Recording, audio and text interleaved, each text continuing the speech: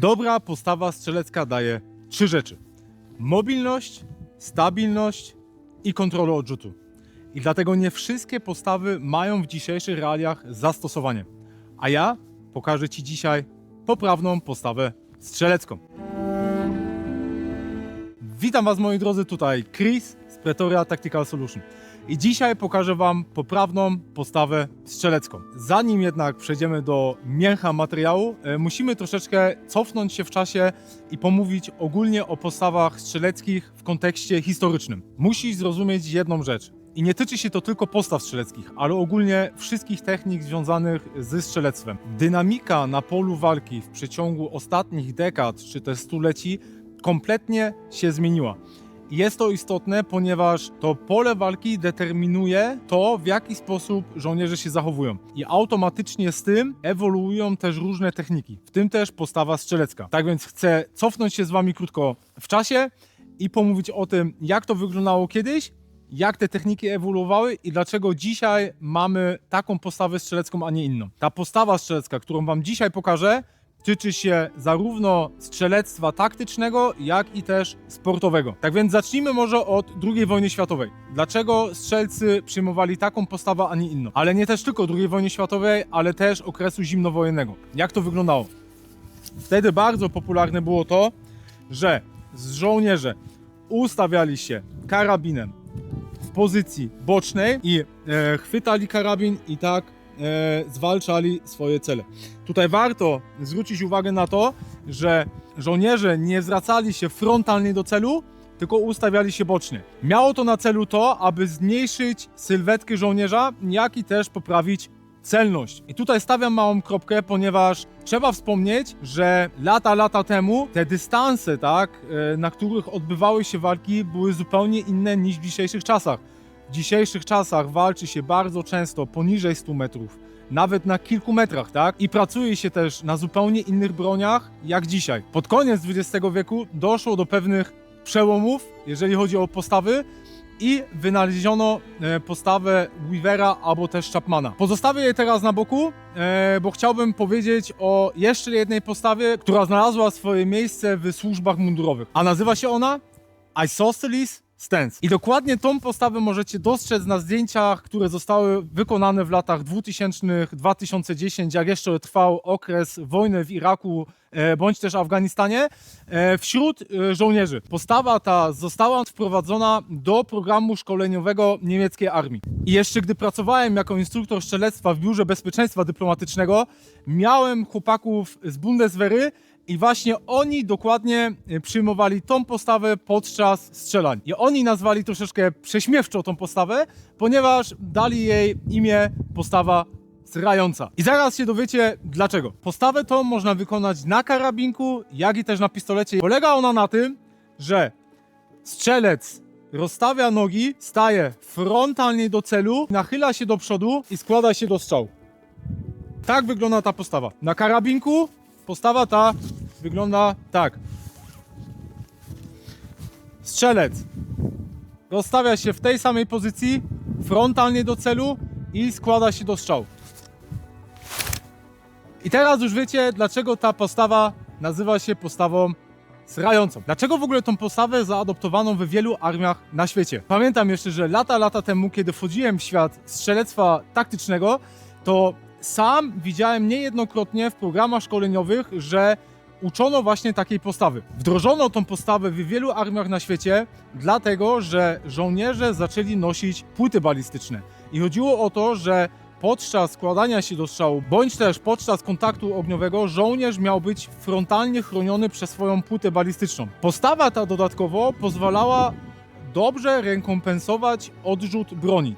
Jednak był w tym mały problem. Z doświadczeń żołnierzy postawa ta była dla wielu bardzo niewygodna. Kolejny punkt był taki, że postawa ta była bardzo statyczna. I jeszcze jeden argument był taki, że osoba przyjmująca taką postawę nie stała stabilnie, ponieważ jeżeli ktoś by od tyłu popchnął tą osobę, no to automatycznie osoba ta traci równowagę i może w najgorszym wypadku znaleźć się na ziemi. A tego przecież w kontakcie ogniowym byśmy nie chcieli. Tak więc całą tą historię postaw strzeleckich musicie sobie wyobrazić, że to jest jak takie małe dziecko, które z biegiem czasu ewoluowało, które dorastało. No i wylądowaliśmy w roku 2026, kiedy to pole walki wywróciło się kompletnie do góry nogami i tak samo też postawa strzelecka się zmieniła. Ja wam teraz pokażę poprawną postawę strzelecką i tak jak powiedziałem na samym początku, postawa ta pozwoli wam być mobilnym, mieć pewną stabilność, jak i też poprawnie kontrolować odrzut broni. Tak więc można by powiedzieć, że lepiej być nie mogło. I przerwa na reklamę. Jeśli ten materiał ci się podoba, zostaw na dole koniecznie subskrypcję.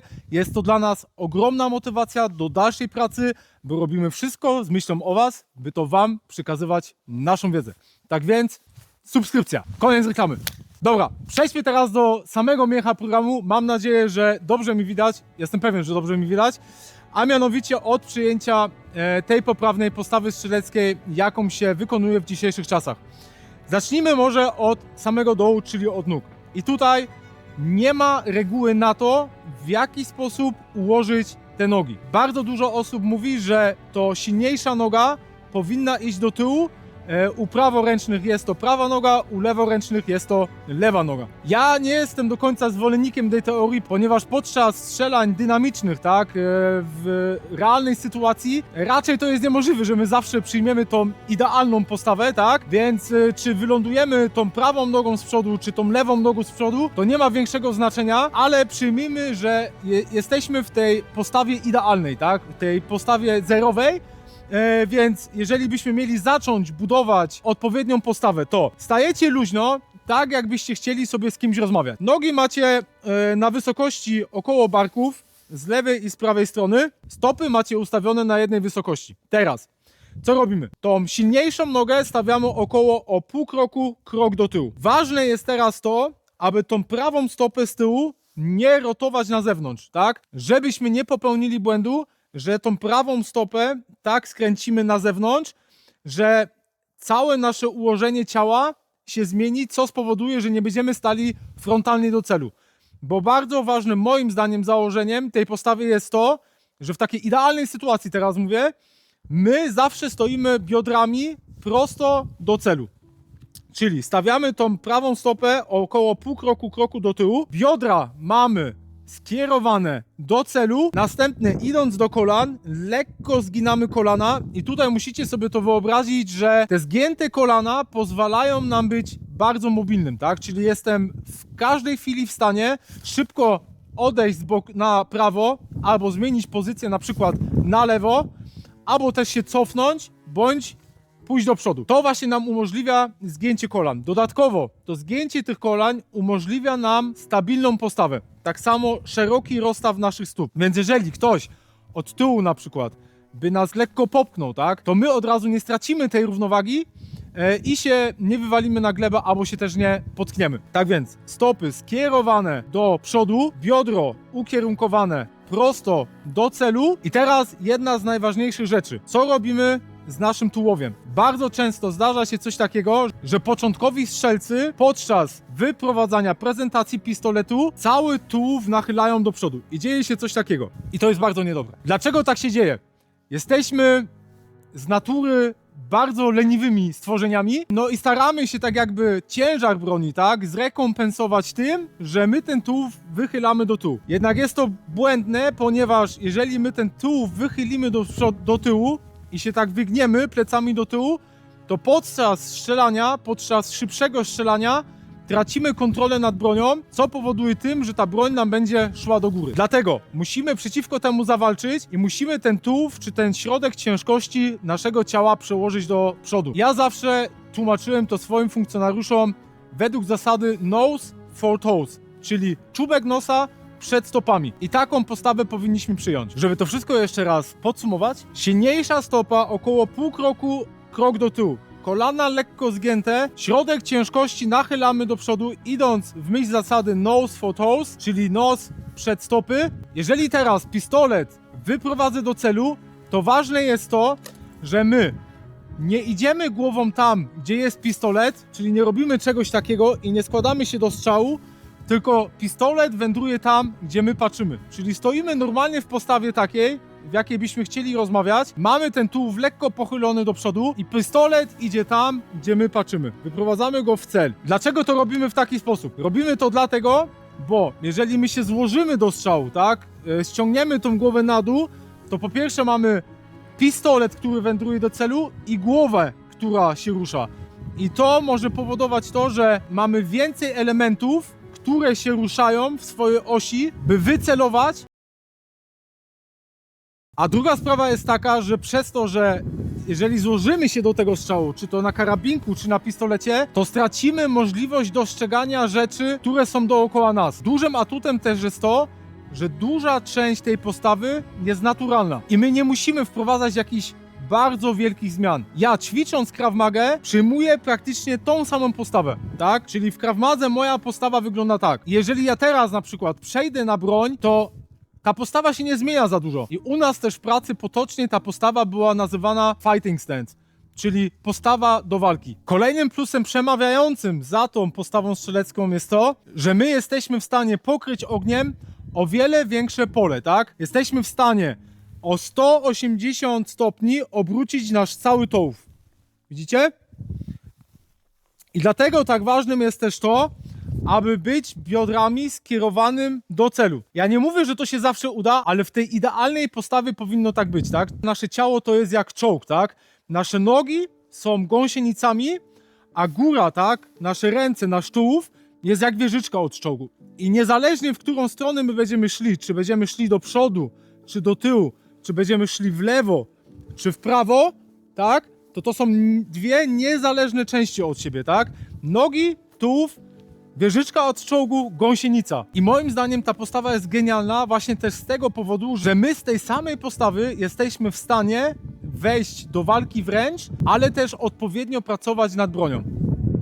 No i ją kontrolować dobrze. I teraz zacznę małą walkę między środowiskiem strzelców taktycznych a strzelców sportowych. Jak wy myślicie? Zostawcie koniecznie na dole komentarz, bo nie umiałem dojść do tego, skąd ta postawa się wzięła. Czy ta postawa, którą ja wam teraz pokazałem, się wzięła z środowiska strzelców sportowych, czy też środowiska militarnego? Zostawcie na dole komentarz, bo jestem bardzo ciekaw, co wy o tym myślicie. A w międzyczasie mała reklama. Znajdujemy się na strzelnicy Leonhard w Gorzycach Wielkich, koło Ostrowa Wielkopolskiego. Wpadajcie, odwiedzajcie. Jest to nasza zaprzyjaźniona strzelnica. Mega sympatyczni właściciele. Od tego lata będą tutaj organizowane zawody strzeleckie, tak więc strzelnica Leonhard w Gorzycach Wielkich, koło Ostrowa Wielkopolskiego. Wpadajcie. Koniec reklamy. I teraz chciałbym powiedzieć o dwóch błędach, które widzę najczęściej podczas przyjęcia właśnie tej postawy strzeleckiej. Pierwszy błąd jest taki, że bardzo dużo osób jedną nogę za bardzo skręca na zewnątrz, przez co całe biodro skręca się w którąś ze stron, co powoduje, że strzelec traci tak zwany naturalny punkt celowania. Naturalny punkt celowania to taki, który nie wymaga żadnego napięcia mięśniowego. Jest to naturalny punkt, który powinniśmy za każdym razem trafić naszą bronią. Możemy sobie fajne ćwiczenie wykonać. Stajemy sobie luźno biodrem prosto do celu. Zamykamy oczy. Bierzemy głęboki wdech, wydech. Wyprowadzamy pistolet do celu. Otwieramy oczy. I pistolet powinien być wyprowadzany dokładnie w tym miejscu, na które my patrzymy. I to jest naturalny punkt celowania. Jeżeli my w postawie za bardzo zrotujemy na zewnątrz, to my tracimy ten naturalny punkt celowania, ponieważ całe nasze biodro idzie na zewnątrz w którąś ze stron i wtedy podczas prezentacji broni, podczas wyprowadzenia tej broni, my musimy napiąć pewne partie mięśniowe, co też może koniec końców prowadzić do tego, że nie będziemy strzelać tak celnie, jakbyśmy tego chcieli. I drugi najczęstszy błąd to jest ten, o którym mówiłem, że strzelcy podczas wyprowadzenia broni cały tułów wychylają do tyłu, co może też oczywiście skutkować tym, że nie będą strzelać zbyt celnie, ta broń im będzie uciekała. I tutaj należy pamiętać o tym, aby przekładać ten środek ciężkości bardziej do przodu, tak? Czyli w myśl zasady nose for toes. Czyli reasumując, ułożenie stóp tutaj nie ma jakiegoś większego znaczenia, tak? Czy ta prawa stopa będzie z przodu, czy będzie z tyłu, ale należy pamiętać o tym, aby biodro było skierowane do celu i aby ten środek ciężkości, czyli ten tułów, zawsze szedł do przodu. Dobiegliśmy do końca, zaczęło padać, tak więc czas zawijać manety. Ja dziękuję Ci za oglądanie i do zobaczenia na treningu. i wiedza rodzi czujność, odwaga ucisza strach. Do zobaczenia.